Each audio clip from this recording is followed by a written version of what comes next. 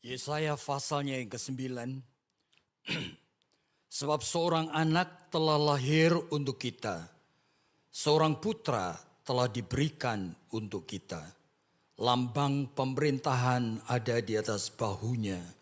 Namanya disebut orang penasihat ajaib, Allah yang perkasa, Bapa yang kekal, dan Raja damai.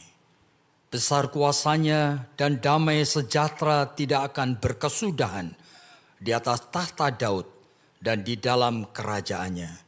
Karena ia mendasarkan dan mengokohkannya dengan keadilan dan kebenaran dari sekarang sampai selama-lamanya. Mari kita tunduk kepala dan kita berdoa. Tuhan, pada hari Natal ini, sebagai umat-Mu secara khusus kami mempersembahkan akan seluruh rangkaian ibadat ini. Hanya untuk Tuhan. Kami berlatih menyanyi. Kami berlatih menghafal ayat-ayat Alkitab. Kami menaikkan doa-doa. Dan kami mempersiapkan akan seluruh rangkaian Natal ini. Bukan oleh karena tradisi daripada gereja atau agama Kristiani. Tetapi kami di dalam kesadaran iman ingin mempersembahkan yang terbaik untuk Tuhan. Sebagai manifestasi daripada apa yang kami imani, kami percayai Tuhan. Tuhan, semakin kami memikirkan Engkau, semakin kami mengagumi betapa besarnya dan mulianya dan tidak terjangkaunya Engkau untuk kami fikirkan. Pada saat kami mencoba untuk mendekatkan diri kami kepadamu, kami merasakan betapa tidak layaknya kami. Betapa kami tidak mempunyai apa-apa Tuhan.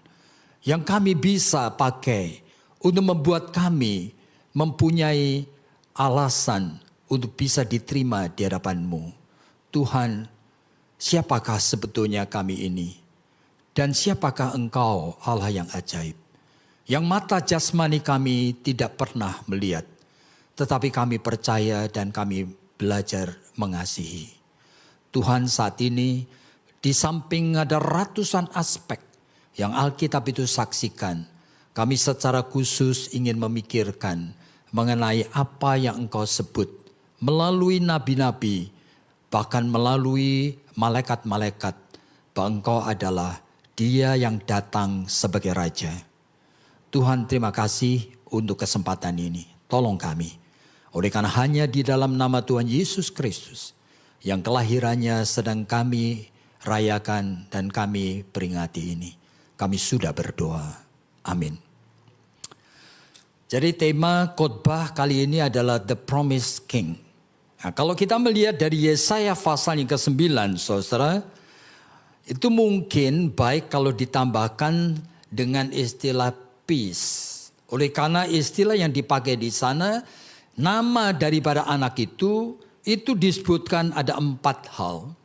Dan 4 hal ini itu menyangkut mengenai kesatuan dan inseparableness daripada Yesus Kristus, yaitu anak Allah itu dengan Bapa dan Roh Kudus. Makanya disebut sebagai penasihat yang ajaib. Great Counselor. Yang sebetulnya itu menunjuk kepada Holy Spirit sendiri. Tetapi juga disebutkan dengan Bapa yang kekal. Oleh karena inseparableness daripada Allah Bapa sendiri. Tetapi pada saat yang sama dia disebutkan juga sebagai Prince of Peace. King of Peace. Jadi bukan hanya sekedar King. Tetapi King of Peace. Jadi kenapa ya? Itu Alkitab itu membicarakan mengenai Dia yang kita percayai sebagai Tuhan dan Juru Selamat kita. Dengan banyak sekali istilah dan aspek-aspek yang sulit sekali untuk kita itu integrate menjadi satu konsep. Jadi pada saat kita itu merayakan Natal, saudara, itu mau tidak mau pikiran kita tidak mungkin hanya tertuju kepada satu bagian mengenai Dia yang lahir sebagai bayi di Bethlehem. Ternyata tidak. Oleh karena ini berkaitan dengan setiap aspek dari Alkitab. Mulai dari Kejadian pasal 3 ayatnya ke-15. Mengenai dia yang akan datang untuk meremukkan kepala ular. Bahkan di dalam Ulangan mirip seperti pemimpin Musa yang akan datang. Di dalam Bilangan itu nubuatan, aku melihat dia seperti terang yang bercahaya. Tetapi belum sekarang. Dan di dalam Yesaya, di dalam Mika, di dalam Sakaria luar biasa sekali. Bahkan kadang-kadang kita surprise oleh karena dia disebutkan Immanuel pertama kalinya sebagai Allah yang bersama dengan kita. Justru sebagai janji pada saat umatnya sedang melakukan tindakan perbuatan dosa yang sangat menyedihkan sekali. Dan saudara tahu di dalam Yesaya pasal ke-7 itu adalah cerita mengenai Raja Ahaz. Dan Raja Ahaz itu adalah raja dari Israel Selatan, turunan Daud, yang sedang akan diserang oleh kerajaan utara dari Israel yang 10 suku yang sekarang bergabung dengan Aram, saudara. Di dalam ketakutan itu Tuhan mengutus Yesaya untuk mengatakan, mintalah tanda, minta pertolongan kepada Tuhan. Tapi Ahaz mengatakan, aku tidak mau minta tanda.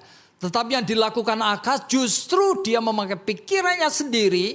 Dia mengambilkan harta benda dari Bet Allah untuk menyogok raja dari Asyur. Saudara, bisa dibayangkan Tiglat-Pileser datang untuk menolong akan Ahaz. Dan memang Israel Utara dan Asyur itu kemudian tidak jadi. Tetapi kemudian apa yang dilakukan Ahaz? Ahaz itu mengikuti Tiglat-Pileser sampai ke ibu kota daripada Aram, yaitu Damsyik. Dan di sana Tiglat-Pileser itu menyembelih manusia, saudara, dikorbankan kepada dewa-dewanya.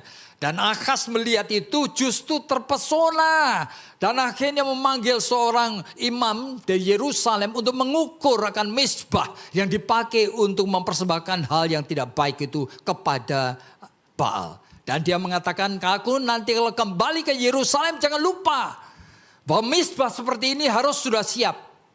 Dan ketika dia kembali, apa yang dilakukan Ahaz? Ternyata mezbah sudah siap dan ditaruh di dalam Bet Allah, saudara. Dan juga dilakukan hal yang mengejikan di mata Tuhan.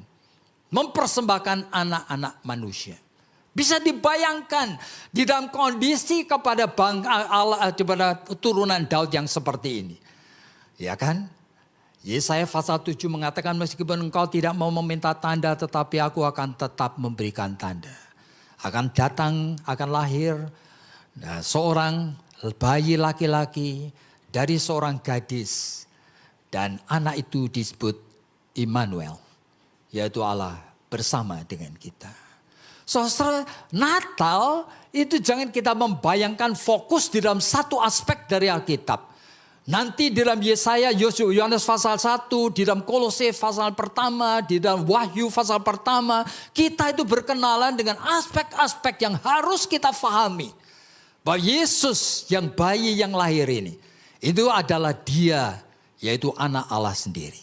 Dan siapa dia dan bagaimana kita bisa mengenal dia? Dan hari ini secara khusus gereja ini menetapkan satu aspek yang perlu kita pikirkan. Yaitu dia datang sebagai the promised king of peace. Sebagai raja yang dijanjikan. Yaitu raja damai. Apa itu raja? Saudara-saudara, dan apa itu raja damai? Saudara, semakin saya memikirkan ini. Saya sebagai orang Kristen sudah lebih daripada 70 tahun menjadi Kristen ini. Saya merasa semakin berpikir semakin sulit sekali untuk memahami, saudara. Untuk apa seperti Tuhan memberikan janji bahwa dia yang datang itu adalah the promised king. Apa itu? Jikalau dibicarakan mengenai raja, memang beberapa kali di dalam Alkitab disebutkan, misalnya Mazmur pasal 47, bahwa Allah itu adalah raja, raja alam semesta. Dia menetapkan segala sesuatu, dia sang pencipta. Dan dia mengatur rekan kehidupan. Dia menentukan aturan main dengan hukum-hukumnya. Yang dia itu adalah Allah yang sebetulnya ada berdaulat di dalam setiap aspek kehidupan kita. Jadi kita mengerti apa itu raja. Tetapi pada saat kita berpikir mengenai itu, di dalam konteks iman yang kita sedang imani sekarang. tiba-tiba saya merasakan seperti ada suatu gap yang sulit sekali untuk dijembatani. Sebetulnya apa yang harus saya imani dan bagaimana aku bisa merasakan dan bagaimana bisa aku mengerti dan bagaimana aku bisa menghargai, bagaimana menantikan, bahkan mensyukuri kedatangannya sebagai seorang raja. Saudara mau tidak mau, saya dalam waktu 2-3 hari ini terpaksa saya mulai berpikir apa sih yang sebetulnya Allah yang melakukan di dalam kehidupan ini.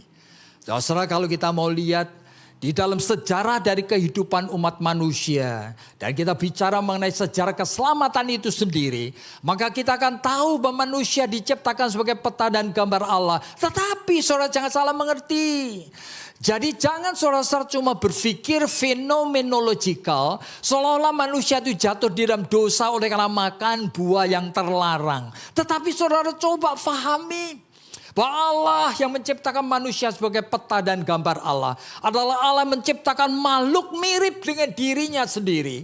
Dan salah satu unsur kemiripan dengan Allah adalah makhluk yang terus menerus di dalam dinamikanya itu ingin sekali menjadi kreatif. Di dalam kreativitasnya sebagai makhluk peta dan gambar Allah. Manusia selalu mempunyai 2-3 aspek yang tidak bisa dihindari.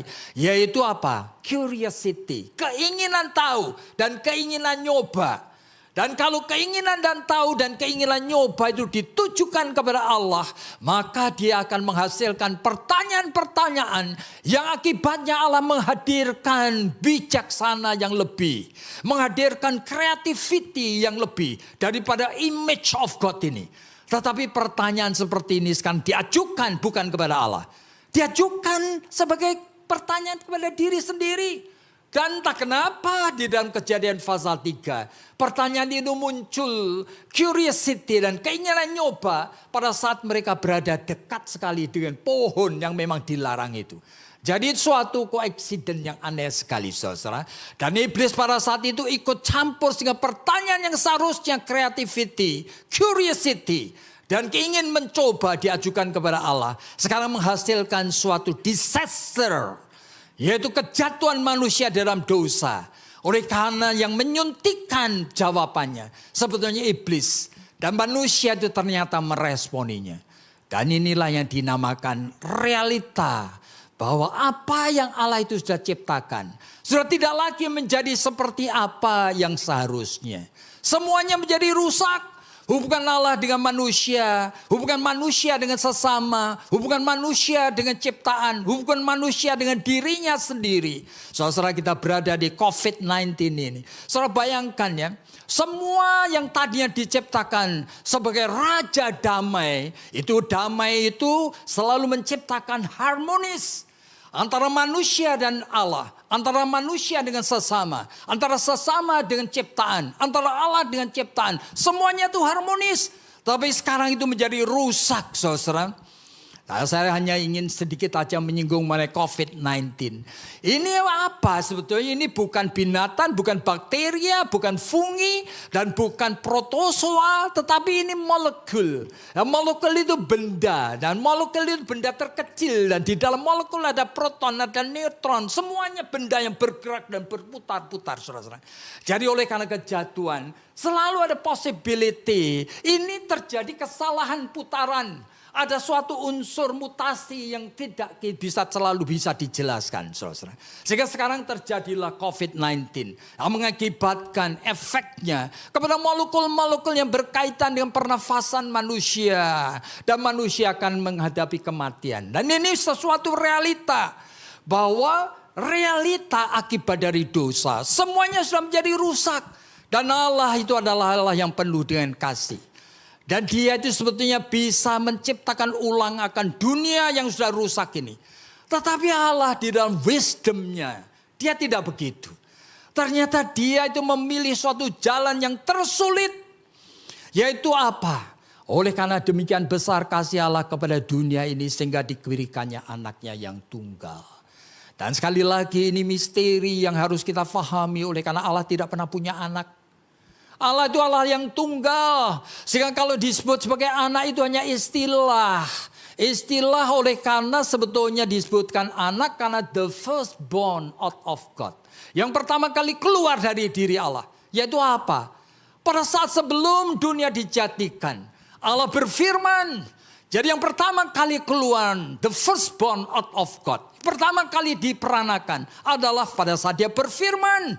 Makanya Yohanes pasal 1 disebutkan pada mula pertama adalah firman. Dan firman itu adalah Allah. Dan firman itu bersama dengan Allah. Dan firman itu dengan firman Allah menciptakan langit bumi dengan segala isinya yang luar biasa dahsyatnya ini.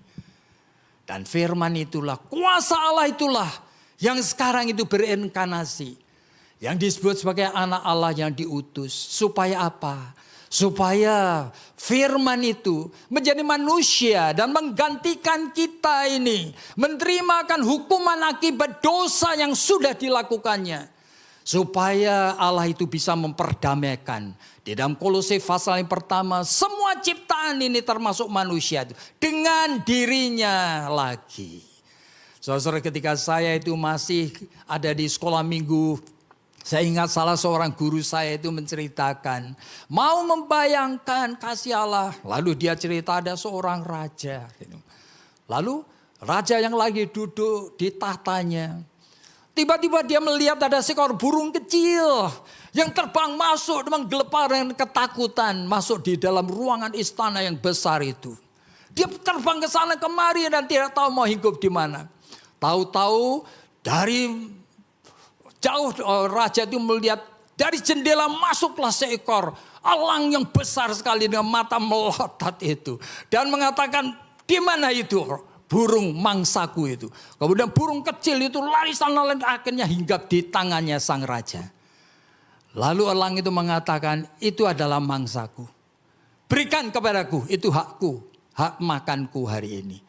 Raja itu mengatakan, dia tamuku, dia sudah hadir di tanganku ini. Aku akan gantikan dengan daging yang lebih enak. Apa saja. Enggak. Aku mau burung itu. Raja itu, bagaimana kalau aku ganti dengan dagingku sendiri? Kemudian burung itu mengatakan, boleh. Tapi ditimbang. Jadi mengambil timbangan. Berapa banyak dagingmu. Dan yang bisa sesuai dengan burung kecil itu. Dipotonglah tangannya raja itu. Dan ditaruh di timbangan. Ternyata burung kecil itu masih lebih berat. Dipotong tangan satu lagi oleh serdadunya. Masih lebih berat lagi. Dia tolong kakinya. Sampai matilah raja itu. Barulah balance. Nah, sehingga burung kecil itu tidak perlu dimakan oleh sang elang itu. Nah, ketika saya itu ingat cerita itu. Saya pikir masa sih seperti itu. Tetapi saya kemudian makin memikirkan dan makin appreciate bahwa sebetulnya sesuatu yang beyond imajinasi ini sudah dilakukan Allah sendiri yang gak masuk akal. Seolah-olah Allah itu begitu bodohnya, tidak mempunyai cara lain menyelamatkan akan umat manusia kecuali dengan dia itu mengorbankan dirinya, mengorbankan kuasanya supaya ada damai antara semua ciptaan itu dengan dirinya. Dan sekarang kita itu fokus kepada promise king itu. Dan kalau dia sudah berhasil. Nanti dalam Filipi pasal 2 disebutkan maka semua lutut sekarang berlutut kepada dia. Dan semua lidah mengaku bahwa dia adalah King of Kings. Oleh karena apa? Dia sudah mengembalikan semua ciptaan ini. Sekarang berdamai dengan dirinya. Ya kan? Apa betul tanda petik? Realitas seperti yang kita itu baca dalam Alkitab. Itu menjadi realita yang kita alami. Kalau dia itu sudah menyelesaikan semuanya ini. Kenapa dunia yang diciptakan ini masih seperti ini? Penyakit kemana-mana. Permusuhan dan kebencian terus menerus.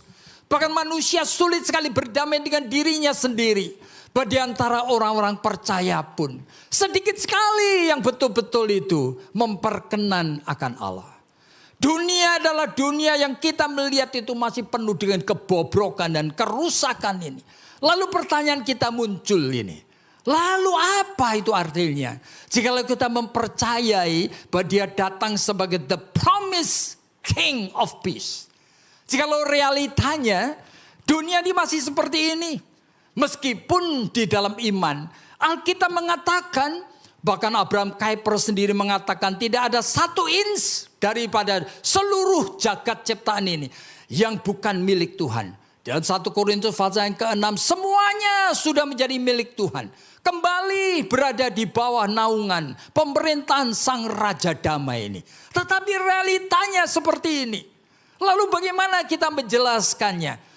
Apakah kita lalu berasumsi dan kemudian kita memakai defense mechanism rasionalisasi. Yang artinya kita coba tidak usah memikirkan apa yang kita lihat. Kita cuma memikir apa yang kita pikirkan sesuai dengan apa yang Alkitab katakan.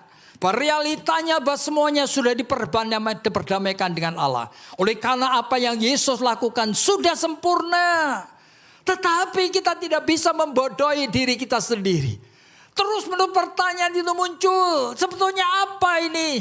Lalu kami melihat di dalam Alkitab berulang kali. Mulai dari perjanjian lama. Sampai ketika malaikat itu berbicara kepada Maria. Tetap istilah-istilah itu blur. Istilah itu kabur sekali. Oleh karena apa? Dia akan menjadi raja disebutkan. Maka dia akan mengokohkan, menghidupkan kembali kerajaan Daud itu.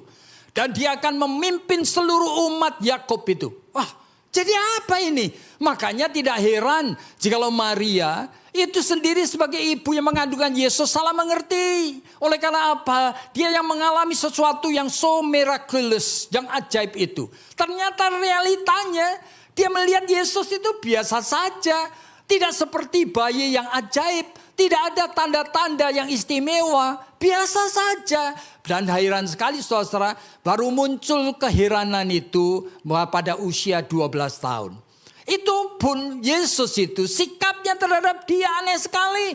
Oleh karena ketika dia temukan di bait Allah, itu Yesus kemudian mengatakan, kenapa kamu mencari aku? Bukankah kamu tahu aku ada di dalam rumah Bapakku? Waduh, Maria menyimpan semua di dalam hatinya. Tetapi Alkitab silent. Mulai 12 tahun sampai 30 tahun. Saudara bisa membayangkan begitu lama. Sampai usia 30 tahun. Not even one single evidence. Yesus menunjukkan dirinya adalah anak Allah. Dia biasa sekali. Sehingga ketika Yesus mulai bekerja. Lalu dia mulai memberitakan Injil.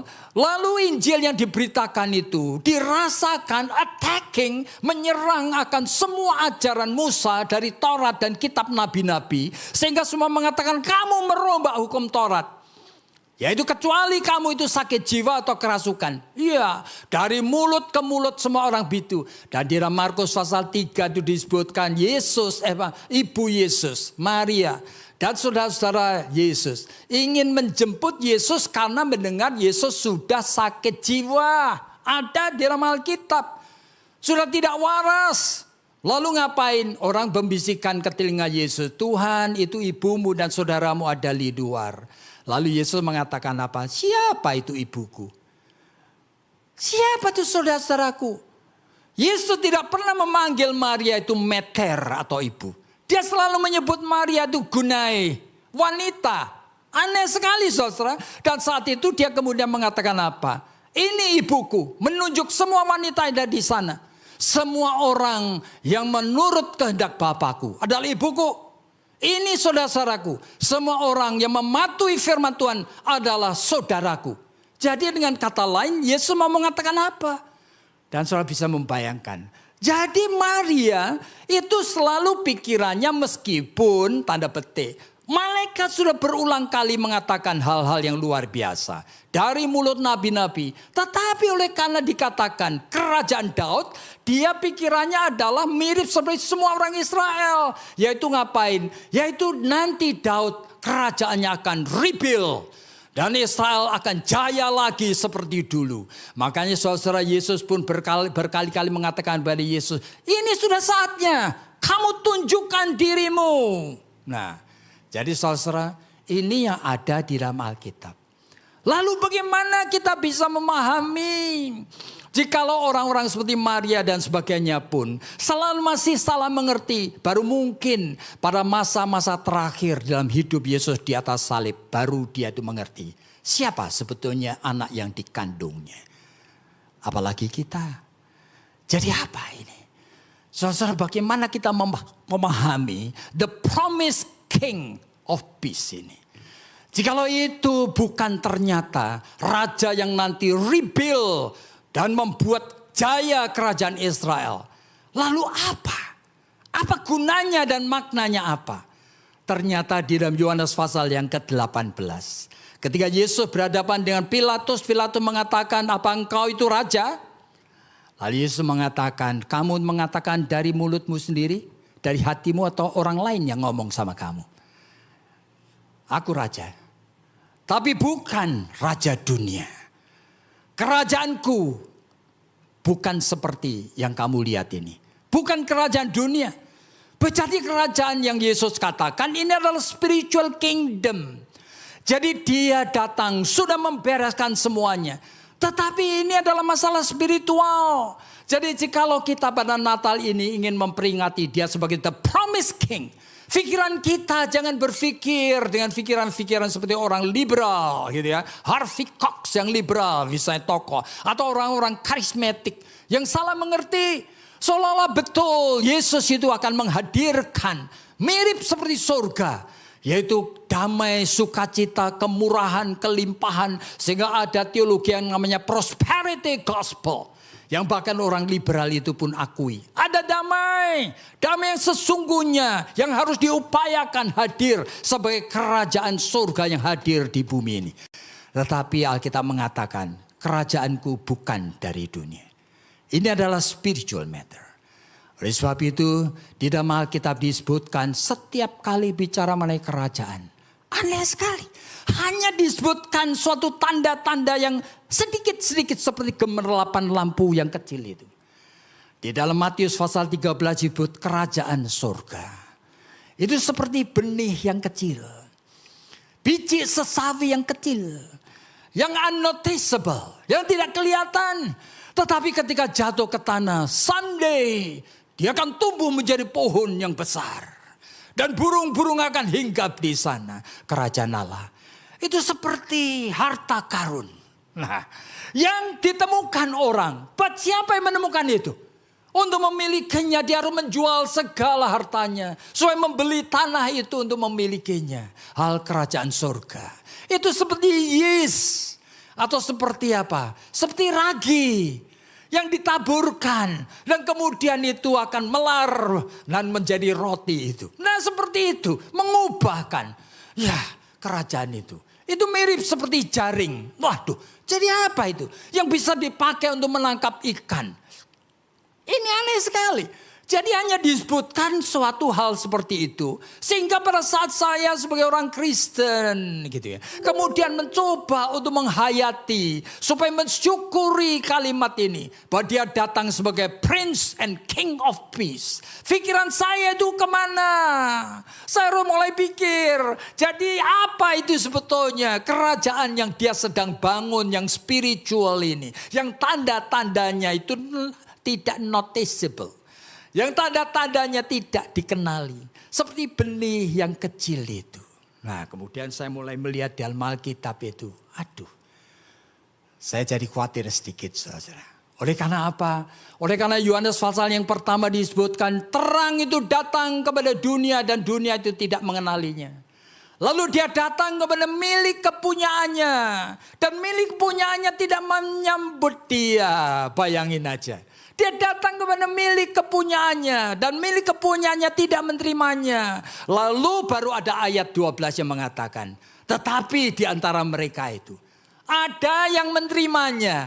Jadi ini kalimat aneh sekali saudara-saudara. Jadi datang kepada milik kepunyaannya. Tetapi milik kepunyaannya tidak menerimanya. Tetapi di antara mereka ada yang menerimanya. Kepada mereka itulah aku akan menjadikan mereka anak-anak Allah. Dan mereka tidak dilahirkan daripada tubuh darah daging. Tetapi dari spirit. Yohanes pasal yang pertama. Dalam Lukas itu dia pasal 2. Ketika Tuhan itu mengutus malaikatnya dan berbicara kepada gembala-gembala di ladang, di padang itu. Kemudian setelah itu malaikat menyanyi dan mengatakan apa? Pemulihan bagi Allah. Damai di bumi. Tapi ada kalimatnya. Di antara orang yang diperkenan. Jadi bukan damai di bumi bagi semua orang. No. Hanya untuk orang yang diperkenan. Jadi berarti kalau Tuhan itu menjadi King of Peace. Itu kingship-nya. Hanya bisa dikenali oleh yang tidak noticeable. Di dalam benih, di dalam batinnya. Ada something yang kita barangkali tidak kenali. Yang ada di antara orang-orang percaya. Tidak semua orang Kristen itu akan mengerti dan menghargai kedatangannya. Sebagai King of Peace. Tadi dia datang kepada miliknya dan milik kepunyanya tidak menerimanya. Tetapi bagi yang menerimanya. Nah ini berarti ada something. Jadi pada saat kita itu merayakan Natal dengan tema seperti ini. Saya percaya sekali ini merupakan sesuatu berita sukacita pada saat yang sama. Berita yang menakutkan sekali. Oleh karena pada saat dia datang sebagai King of Peace. Tiba-tiba akan separate antara kambing dan domba. Antara miliknya dan bukan miliknya. Loh, di antara mana anak Tuhan yang adalah miliknya? Bagaimana bisa terjadi begini? Bukankah kita mengatakan percayalah kepada Yesus dan kamu akan diselamatkan? Kisah Rasul-Rasul pasal 16 ayat 31. Bukankah juga dikatakan jika kamu mengaku dengan mulutmu, ya Yesus adalah Tuhan, Roma pasal 10, kamu bukan akan diselamatkan? Iya. Tetapi Alkitab juga mengatakan nanti ada orang-orang yang mengaku-ngaku Tuhan, Tuhan, tetapi hatinya jauh daripadaku. Matius pasal 7 itu mengatakan pada akhir zaman nanti ada orang mengatakan Tuhan, aku kan sudah bekerja melayani untukmu. Aku sudah mengusir setan demi namamu. Aku sudah bahkan kali bernubuat demi namamu. Dan Yesus mengatakan, aku tidak pernah kenal kamu. Siapa kamu? Hanyalah dari depanku kamu pembuat kejahatan. Di dalam Lukas pasal 13 Yesus bertemu dengan orang-orang yang kemana-mana dia pergi ikut. Dan Yesus mengatakan, mereka mengatakan, Tuhan bukankah hampir setiap hari kemana engkau pergi aku ikut. Dan kita seringkali duduk makan bersama. Yesus mengatakan kalimat yang persis kepada orang-orang ini. Dan mengatakan, siapa kamu? Aku tidak kenal kamu. Hanyalah dari depanku. Kamu pembuat kejahatan. Jadi siapa? Itu tepat yang dikatakan di dalam Yohanes pasal 1. Datang kepada miliknya. Belum tentu miliknya itu mengenali. Apalagi sebagai King of Peace secara spiritual. Nah saudara, ini adalah masalah di mana terjadi sesuatu pemisahan dan kita perlu waspada dengan sungguh. Sehingga pertanyaan kita, apakah kita termasuk yang diperkenan Tuhan? Apakah kita termasuk yang diangkat menjadi anak-anak Allah oleh karena kita menyambut dan mempercayai Dia? Bagaimana kita tahu apa tandanya? Ini merupakan sesuatu yang sulit sekali untuk terjawab. Tetapi perlu sekali pada hari Natal ini kita tahu bahwa sebetulnya sama seperti yang Agustinus pernah katakan di dalam bukunya. Kepada setiap orang percaya Allah memberikan 4 macam anugerah. Anugerah yang pertama namanya prevenient grace. Anugerah yang kedua adalah cooperating grace. Anugerah yang ketiga adalah sufficient grace. Anugerah keempat efficient grace. Apa itu artinya? Saya tidak akan terangkan semuanya. Tetapi yang pertama adalah prevenient grace. Allah yang memulai. Allah yang memberikan sesuatu, benih yang kita tidak kenali apa itu. Tetapi ajaib sekali. Di dalam Filipi pasal 1 ayat 6 disebutkan, Dia yang memulai segala sesuatu.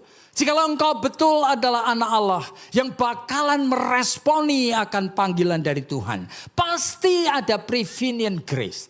Yang di dalam Filipi pasal 2 ayat yang ke-13 disebutkan, yang nanti menghasilkan will and work. Yang menghasilkan suatu kehendak dan kemauan. Makanya kalau itu betul pure prevenient grace. Seharusnya menghasilkan kegelisahan. Kegelisahan yang tidak bisa mandek. Lalu kita melihat apa itu tandanya. Di dalam Alkitab itu hanya supaya ada beberapa tanda-tanda. Misalnya saja. Kenapa Tuhan itu memilih Abraham? Kenapa Tuhan itu mencintai Yakub? Kenapa Tuhan memilih orang-orang tertentu? Apanya yang mereka punya? Saudara-saudara. Di dalam Yosua pasal 24 disebutkan pada saat Tuhan memanggil Abraham, Abraham penyembah berhala. Berarti bersama dengan idol worshipper. Abraham salah satu dari mereka. Kenapa spesial Abraham? Saya percaya sekali ada something yang Tuhan hargai. Sama seperti yang Tuhan hargai kepada Yakub. Yakub saudaranya Esau itu. Orang yang katanya di dalam Alkitab seringkali menipu orang yang tidak jujur. Tetapi dalam Roma disebutkan, aku mencintai Yakub.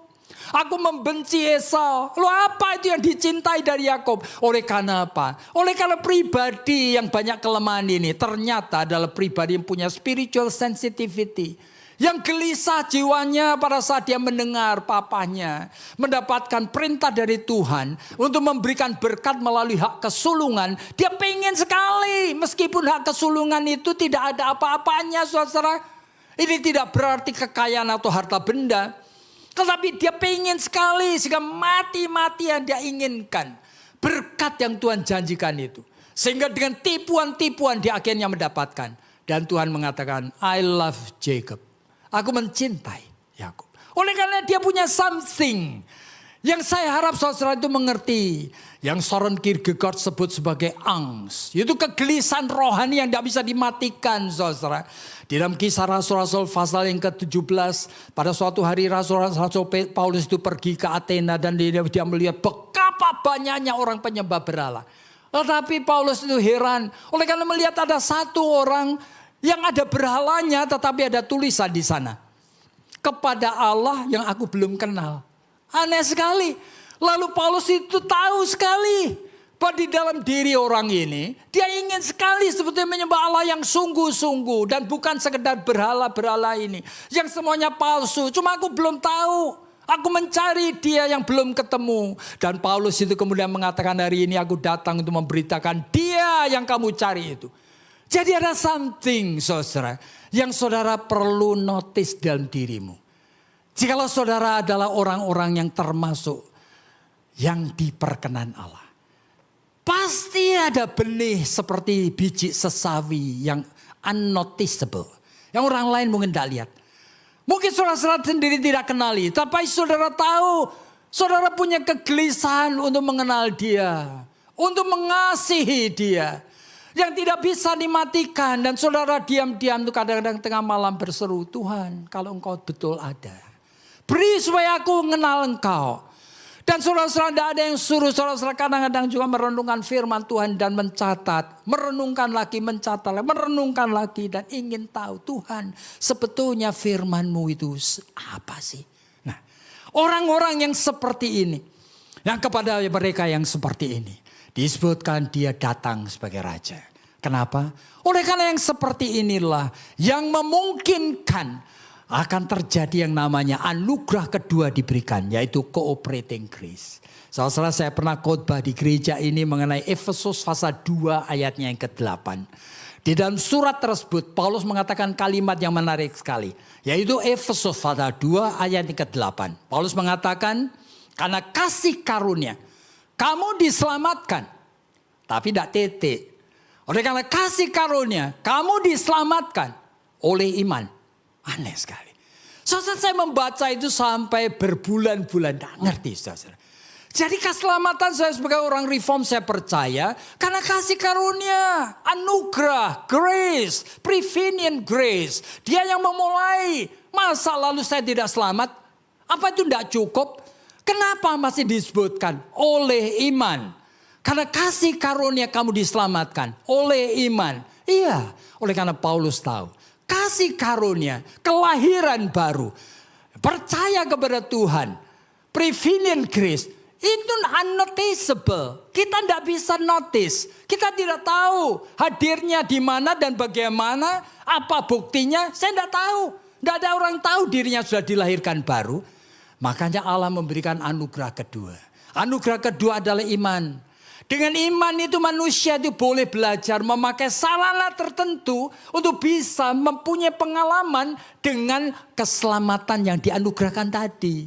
Dengan iman kamu bisa memakai spiritual means supaya kamu tahu kamu betul sudah dilahirkan baru. Kamu betul sudah diselamatkan. Dan spiritual means ada di seluruh tubuh kita. Ratusan macam, saudara.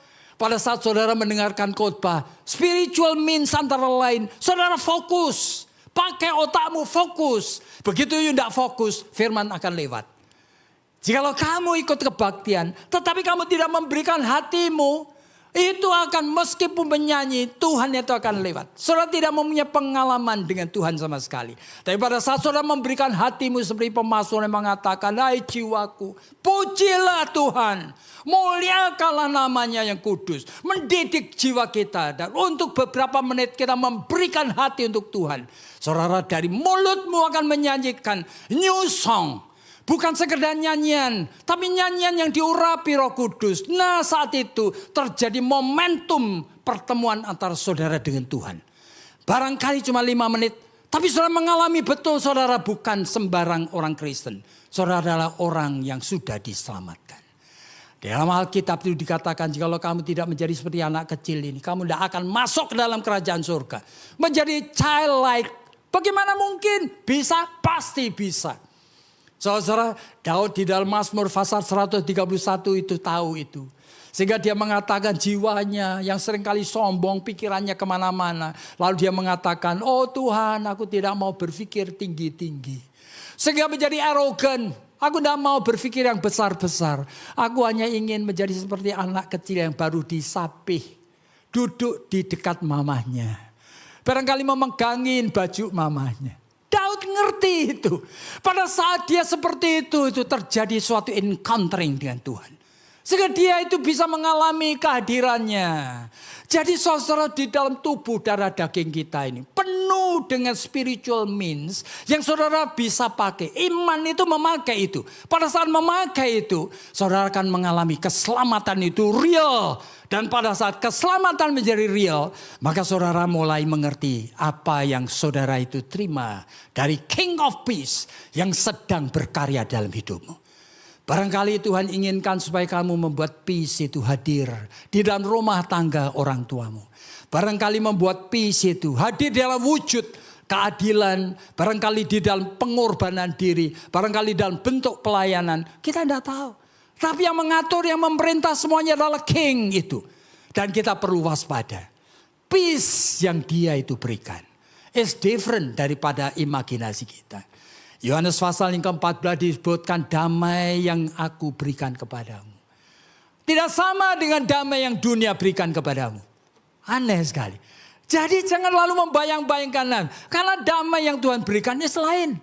Dunia kadang-kadang memberikan damai luar biasa ajaibnya, saudara. Minggu yang lalu saya membaca di koran Kompas, saudara. Koran tanggal 19 Desember. Ada tulisan pendek gitu ya. Ditulis judulnya adalah Kegairahan. Ditulis oleh Savitri Dewi.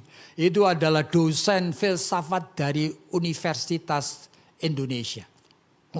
Saya baca Kegairahan di tengah pandemi. Saya pikir isinya apa ya? Ternyata dia cerita mengenai filsafat Stoik. Filsafat Stoik atau Stoa itu bersama dengan Epikurean itu dua filsafat yang sangat strong. Kira-kira 2 abad sebelum Kristus sampai 5 abad setelah Kristus. Ya kan?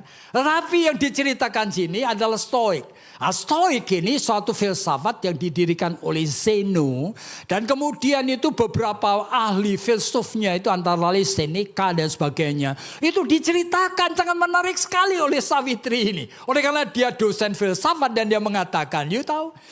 Jadi Stoik ini mengajarkan dunia ini adalah dunia penuh dengan ketidakadilan, kesengsaraan. Hidup ini adalah kesengsaraan, ketidakadilan. Tapi kamu jangan fokus kepada itu. Jangan kamu mencari akan apa yang memuaskan perasaan dan pikiranmu sendiri. Stoik mengatakan, tapi di tengah ketidakadilan, kamu fokus kepada virtue, yaitu kebajikan. Lakukan kebajikan, lakukan kebajikan. Akhirnya meskipun Seneca dianiaya oleh Kaisar Nero, dipaksa bunuh diri, dia menghadapi maut itu dengan tenang. Kenapa? Oleh karena dia seorang Stoik. Dia itu mempunyai damai. Dia tidak takut mati. Di tengah dunia yang menakutkan, dia tidak takut mati. Dia punya peace di dalam hati dan di dalam pikirannya. Lalu dia mengutip kalimat yang menarik, yaitu Wakil Presiden RI pertama, Muhammad Hatta. Ternyata ketika dia dibuang ke Digul, ya kan? Dia itu depresi, saudara. Tapi oleh karena dia itu memakai waktu seringkali itu tanda petik dengan baca. Suatu hari dia sangat tertarik membaca akan filsafat-filsafat Yunani. Antara lain Stoik. Dan dia menuliskan di sana. Ya kan, catatan mengenai filsafat Yunani. Pikiran Yunani. Yang membuat saya itu mempunyai tujuan hidup. Bahwa kalaupun nanti saya tidak akan pulang ke Jakarta. Mungkin mati di Digul. Saya tidak takut. Yang penting saya sudah melakukan virtue in my life. Kebajikan dalam hidup saya. Jadi ini ajaib saudara. Jadi ini dunia saja bisa menghadirkan macam-macam damai yang mengagumkan. Tetapi Yesus tetap mengingatkan kepada kita. Damai yang kuberikan kepadamu. Tidak seperti itu. Jadi dia akan menjadi raja dalam hidup kita. Dan dia akan menuntun supaya kita bisa menghadirkan damai yang dikehendaki oleh dia. Sesuai dengan rencananya yang kekal. Tetapi berbahagialah orang yang bisa dipilih disebut sebagai orang yang diperkenan Allah. Jadi pada masa Natal hari ini, secara khusus kita memikirkan mengenai janji, the promise of the King of Peace. Saya harap saudara memahami. Ini satu pihak berita yang penuh sukacita. Bagi mereka yang betul-betul sudah berkenalan dengan dia. Dan sudah biasa untuk meresponi akan kasih karunia-Nya. Tetapi bagi yang lain perlu kita waspada. Jikalau sampai kita ternyata bukan orang yang diperkenan. Kita adalah orang-orang yang membuang waktu dengan sia-sia. Menjadi Kristen barangkali puluhan tahun. Tapi pada akhirnya Yesus mengatakan, aku tidak pernah kenal kamu. Jadi biarlah ini menjadi sesuatu momentum yang penting. Untuk kita secara pribadi. Dan tidak tergantung teman atau orang lain. Kita kenali apakah ada benih anugerah kasih karunia Allah itu hadir dalam jiwaku. Yang menggelisahkan, yang ingin aku itu menjadi orang yang diperkenan oleh Tuhan. Kalau ada, hidupkan anugerah itu. Oleh karena work out their salvation. Itu katakan Paulus di dalam Filipi pasal 2 ayat 12. Dengan takut dan gentar. Dan biarlah Natal ini menjadi suatu momentum penting. Perjumpaan di mana kehidupan iman kita bisa menemukan permulaannya yang lebih baik. Daripada hari-hari sebelumnya. Dan kita akan mendoakan untuk teman-teman yang ternyata masih belum memahami mengenai keunikan kasih karunia Tuhan. Sehingga mereka itu masih belum mengerti akan keistimewaan anugerah tersebut. Kita perlu mendoakan mereka. Mari kita tunduk kepala dan kita berdoa. Tuhan, hari Natal adalah hari yang luar biasa. Yang kami tahu dan kami diingatkan bahwa ini bukan hari untuk menemukan alasan bersukacita hanya untuk menghadiahi diri kami sendiri. Dengan hal-hal yang menyenangkan perasaan dan pikiran kami sendiri. Kami tahu Tuhan menginginkan kami melihat aspek-aspek yang lain. Daripada kehadiran daripada bayi yang lahir. Yang ternyata di Bethlehem pun terpaksa melihat atau mendengar ratusan bayi yang juga dibinasakan. Natal seringkali membawa berita yang menakutkan. Tuhan tolong kami. Supaya kami betul-betul boleh meresponi akan pemberitaan berita Natal ini. Promise King atau Prince of Peace. Dengan pemahaman yang benar. Supaya kami menjadi pribadi-pribadi yang betul-betul diperkenan oleh Allah. Dengarkan doa kami Tuhan. Berkati kami semua. Dalam nama Tuhan Yesus kami sudah berdoa. Amin.